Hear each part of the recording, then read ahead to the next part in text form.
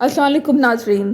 زمین پر اس دنیا میں پہلا حمل حضرت حوا علیہ السلام کو ٹھہرا تو کیا ہوا، اس بارے میں جانتے ہیں۔ حضرت حوا علیہ السلام حضرت آدم علیہ السلام کی بیوی اور موجودہ تمام نسل انسانی کی ماں ہیں۔ اللہ تعالیٰ نے انہیں حضرت آدم علیہ السلام کی مائیں پسلی کی تخلیق کیا۔ چونکہ وہ زندہ آدمی سے بنائی گئی اس لیے ان کا نام حوا رکھا گیا۔ ان کا نام قرآن مجید میں نہیں آیا، صرف زوجہ آدم کا کئی مقام پر ذکر ہے۔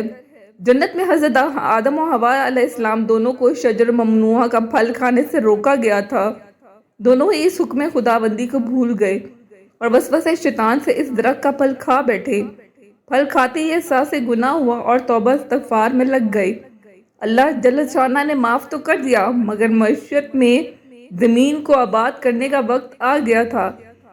تخلیق آدم کے وقت ہی بتا دیا گیا تھا کہ زمین پر ایک خلیفہ یا نائب کا تقرر ہونے والا ہے، اس لیے آدم و حوا دونوں کو زمین پر اتار دیا گیا۔ جدہ کے باہر سمندر کے کنارے ایک قبر کا نشان ہے جس کے متعلق لوگوں کا خیال ہے کہ یہ حوا کی قبر ہے۔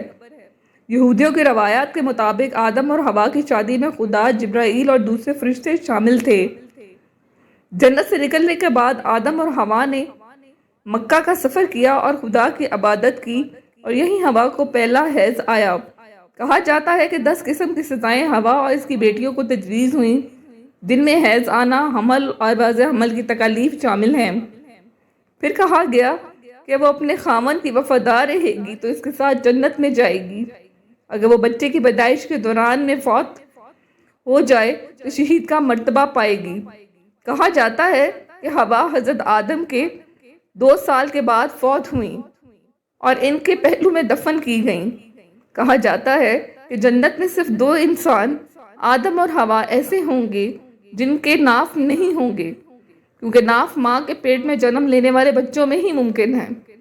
ناظرین، اکثر تاثیر یہ پائی جاتی ہے کہ اس دنیا میں سب سے پہلی وفات حضرت آدم علیہ السلام کی ہوئی، لیکن کچھ لوگوں کا یہ بھی خیال ہے کہ سب سے پہلی وفات حضرت آدم علیہ السلام کے بیٹے حابیل کی ہوئی، جسے قابیل نے قتل کیا اور پھر ایک کوے کے بتائے ہوئے طریقے سے اسے زمین کھود کر دفن کر دیا گیا۔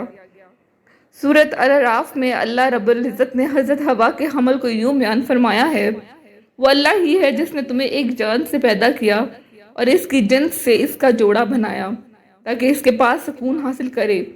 پھر جب حضرت آدم علیہ السلام نے حضرت حوا علیہ السلام کو ڈھانپ لیا تو اس سے ایک خفیف یعنی ہلکا سا حمل رہ گیا جس کے لیے وہ چلتی پھرتی رہیں۔ پھر جب وہ بوجھل ہو گئیں تو دونوں نے مل کر اپنے رب سے دعا کی کہ اگر تو نے ہم کو اچھا سا بچہ دیا تو ہم تیرے شکر گزار ہوں گے، مگر جب اللہ نے ان کو صحیح و سالم بچہ دے دیا تو اس کی بخشش اور عنایت میں دوسروں کو اس کا شریک ٹھہرانے لگے۔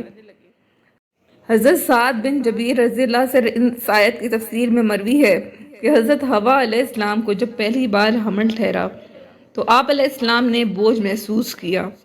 یہ زمین پہ آنے کے بعد پہلی بار تھا کہ آپ کا پیٹ یوں حمل کی وجہ سے باہر نکل رہا تھا، جس کا بوجھ اور تکلیف آپ علیہ السلام کو چلتے پھرتے محسوس ہوتی تھی۔ اس حالت میں ایک رات آپ علیہ السلام سوئیں تو خواب میں شیطان نظر آیا، کہنے لگا، اے حوا، تمہارے پیٹ میں کیا ہے؟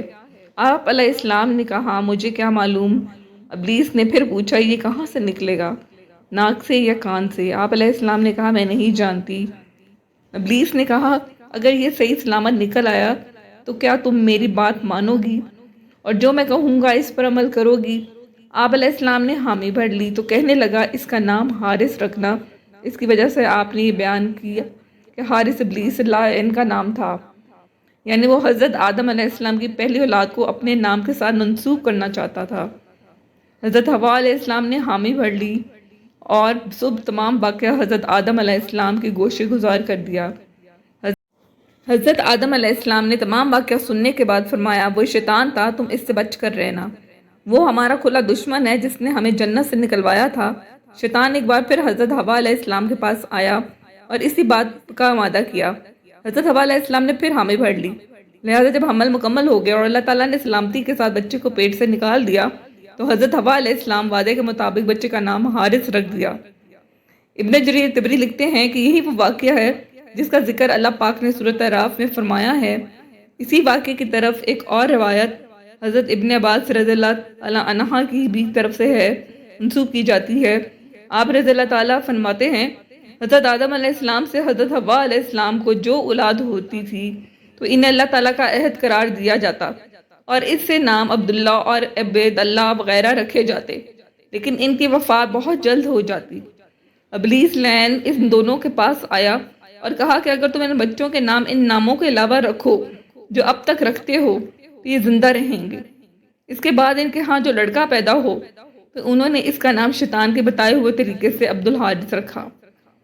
ایک اور روایت جو حضرت سمرہ بن جنبد رضی اللہ سے مروی ہے وہ اسی طرح ہے کہ رسول اللہ صلی اللہ علیہ وسلم نے فرمایا حضرت حوا علیہ السلام کو کوئی فرزند زندہ نہ رہتا تھا، انہوں نے نظر مانی کہ اگر ان کا بیٹا زندہ رہا تو ان کا نام عبدالحارث رکھیں گی۔ بس ان کا بیٹا ہوا اور زندہ رہا تو ان کا نام انہوں نے عبدالحارث رکھا، اور یہ اصل میں شیطان کی وجہ سے تھا۔ ابن فضیل کی روایت میں یہ بھی اضافہ ہے کہ شیطان نے کہا کہ اگر وہ صحیح سلامت نکل آئے جو تیرے پیٹ میں ہے اور تمہیں کسی قسم کا کوئی نقصان نہ پہنچے اور نہ ہی تمہاری موت کا باعث بنے تو کیا تم میری بات مانو گی؟ انہوں نے کہا ہاں۔ اس پر ابلیس نے کہا اس کا نام عبدالحارث رکھنا۔ بس حضرت حوا نے ایسا ہی کیا اور یہ ان کا شرک فی الاسم تھا۔ حضرت حوا کا شرک فی الاسم سے متعلق حضرت سعد بن جبیر رضی اللہ سے پوچھا گیا تو آپ رضی اللہ عنہ نے فرمایا میں اللہ تعالیٰ کی پناہ چاہتا ہوں اس بات سے کہ میں ان کے متعلق شرک کا دعویٰ کروں۔